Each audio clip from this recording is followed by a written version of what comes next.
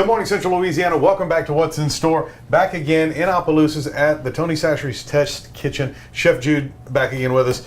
Chef, every year we hear somebody frying a turkey and catching the house on fire or doing it wrong. It's a Southern tradition, but if it's not done right, it can go really, really bad.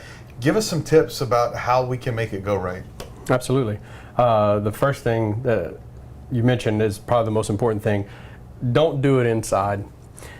Get the proper setup, and you could find these things probably at any local grocery store. They'll have a turkey fryer, the right pot, the right burner. Do it outdoors. That way, if there is an issue, you're outside and you're not burning the house down. The other thing that's important is it's not very often you find a fresh turkey. So they're going to be frozen. Make sure that they thawed completely. And sometimes even the cavity on the inside, you have to take out. There's a little baggie in there with the goodies, the gizzards and the hearts and stuff like that. Take that out. Make sure that there's no frozen items or anything inside of there. And dry it off very well. That's another thing that causes the issue. When you drop that frozen or wet turkey into that fryer, it's going to boil over and just create a huge mess. So before you even put it in the pot, you want to measure to make sure that you're not, like you said earlier, the displacement.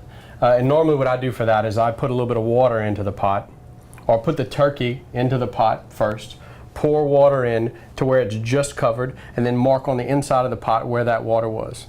Then you remove the turkey, dump the water out, dry it off really well, and then you fill it with oil to that mark. That way that you know that's where your oil needs to be, and you don't have to worry about it boiling over. Preparing the bird is another important thing besides the drying off.